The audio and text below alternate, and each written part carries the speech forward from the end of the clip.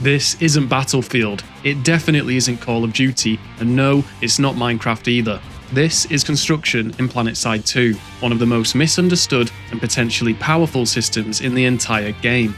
In this video, I'm going to walk you through everything you need to know about construction, from absolute beginner basics like how to mine cortium, all the way to advanced techniques like router bases, fortress bases, and clever spawn tube placements, all of which can genuinely change the outcome of fights and alerts on Araxis. Construction has actually been part of Planetside 2 for quite a few years now. It's gone through multiple changes, and while it has had a rough reputation early on, modern construction is more balanced, more flexible, and far more useful than most players realise. Some players love it, some players hate it, but when construction is used correctly, it can support platoons, reinforce armor columns, and give the entire faction a massive advantage. If you're new to construction, then by the end of this video, you'll understand how construction works, why people use it, and hopefully feel confident enough to try building your own base. But if you're a salty infantry main looking to place a router for unlimited farming potential, or a vehicle and aircraft main looking to spawn discounted vehicles from your top secret base, then this video is also for you. Let's start right at the beginning. The first thing you'll need is an ant. Once you've spawned one from any friendly vehicle terminal, your main job is simple: find some cortium. You'll find cortium deposits scattered around the map, marked with an orange crystal on your minimap. And once you start mining, you'll quickly realise that how you manage your cortium matters a lot. A somewhat advanced but super useful tip here is when your ant has filled up with 10,000 cortium, rather than calling it a day, deploy your ant and craft, but don't place, the cortium silo. This gives you space for an extra 2,000 cortium while already having your silo ready to go. That way, you're not immediately running out of resources halfway through building your base. Next comes finding a place to build. Not every area allows for construction bases. You'll need to avoid no-build zones, highlighted on your minimap with large circular red zones, and ideally look for relatively flat ground that gives you enough space to place structures without fighting the terrain.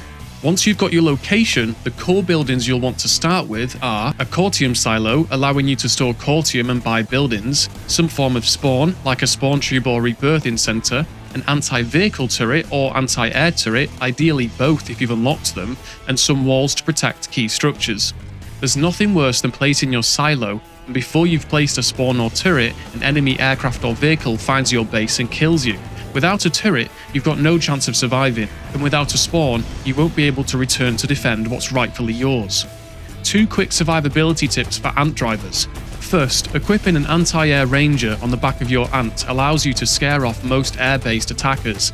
This is preferable to an anti-armor turret because you're usually not building deep in enemy territory, and if you do encounter enemy armor, you'll likely be outnumbered anyway. Second, equipping the cortium boost allows you to burn small amounts of cortium to rapidly accelerate your vehicle. This is incredibly helpful for reaching difficult to build locations on continents like Hosin, or for escaping danger. Just remember to feather the boost. Holding it down wastes cortium once you've already hit max speed. At this stage, don't worry about making your base huge. A small functional base is always better than a massive random base. One of the biggest mistakes new builders make is building without a clear goal. Every good construction base should have a purpose. For players who spend a lot of time driving vehicles or piloting aircraft, a well-placed base can provide cheap vehicles and aircraft for the entire alert. These bases should be built deep in friendly territory so they're unlikely to be destroyed. Because of that, you don't need to spend hours designing them, and the larger the base, the more likely it is to attract attention. Unless you're deliberately building a fortress, it's usually best to keep these bases small and compact. Router bases are one of the most powerful uses of construction in the entire game. They allow organised squads and platoons to establish incredibly strong point holds or reinforce defences in ways that would otherwise be impossible. Placing a router spire is simple. Craft it from the cortium silo or ant and place it. Normally routers can be placed within 500 meters of the spire. This is the part most people don't realise. Your router can also piggyback off any friendly router spire on the map. That means with enough builders in the platoon, you can have routers available for nearly every base capture or defense, sometimes even multiple routers per base. Router bases tend to be small and hidden since they're often close to contested territory. After a single cortium run, you can usually afford a spawn point, aircraft terminal, router spire, and 1 or 2 turrets with cortium still to spare. A useful tip here is you can right-click on the map to place a personal waypoint, allowing you to measure the distance between your spire and your intended router location. Fortress bases are usually built to reinforce base captures with fresh vehicles and troops, or to slow down enemy advances between bases.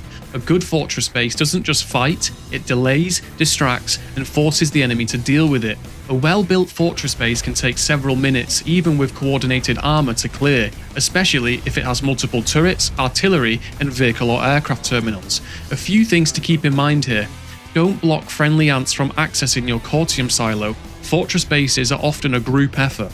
Ask teammates or friends to help build, as placement limits apply per player. The taller anti-vehicle turret is generally better, as it can see over walls while keeping much of its hitbox protected. Only 3 buildings can equip the Sky Shield module: the Rebirthing Center, Command Center, and Orbital Strike Uplink. With all 3 active, your base gains extremely strong protection from aerial threats. I'm not going to deep dive every building here, this is a rapid overview so you know what everything does and when it's useful. The Command Center. It's a large structure with a spawn, vehicle and aircraft terminal, powerful but highly visible.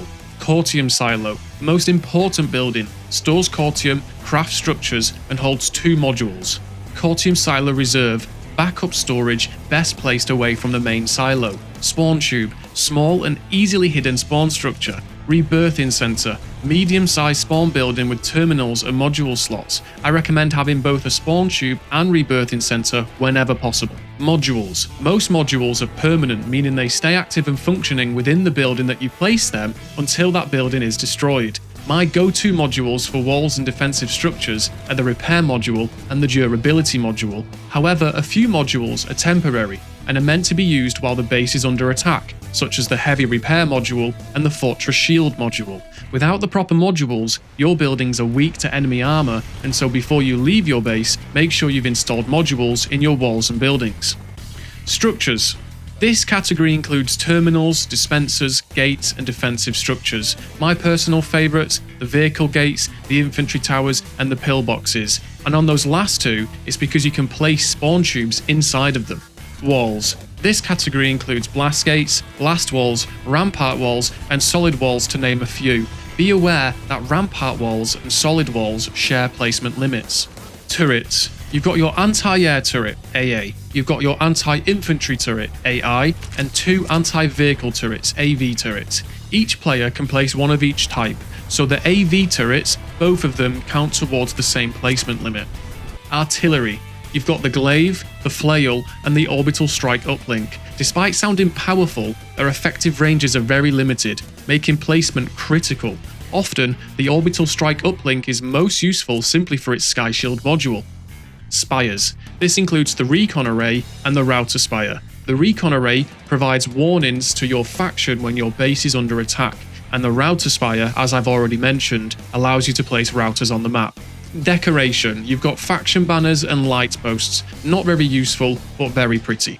War assets. The orbital mining drill, craftable by outfits, provides cortium in hard to reach locations and is extremely useful for rapid base construction. Field tool. This is actually criminally underrated. The welding tool allows you to despawn buildings, but more importantly, it repairs structures without a cooldown, so when the base is under attack, you can repair a wall for an unlimited amount of time. Let's get on to some advanced building tips. Spawn tubes can be placed inside pillboxes and infantry towers if they're placed at the correct height. This dramatically increases survivability and funnels defenders directly into fortified firing positions. Some buildings appear limited to 1 per base, like router spires, but this limit is distance-based. By placing spires at the extreme edges of the build zone, you can sometimes place more than 1. You can also hold Q on the cortium silo to change building permissions, extremely useful for squad or outfit construction. Finally, wall placement matters, but without careful alignment, enemies can slip through the gaps. Terrain makes this tricky, but with enough patience you can line up your walls so perfectly that the Egyptians themselves would marvel at your engineering capabilities. So if you've never tried construction before, now is honestly a great time to give it a shot. You don't need to build massive bases, you don't need to be perfect, and you don't need to know every trick straight away. Even a small, smart base can support the alert, help your faction, or give your squad a huge advantage. Experiment, learn from what works and what doesn't, and don't be afraid to adjust your approach. Construction is one of the few systems in Planetside 2 where creativity can genuinely change how the battle plays out, and if you stick with it, you might be surprised how impactful a well-built base can be. And remember soldiers, live free in the NC.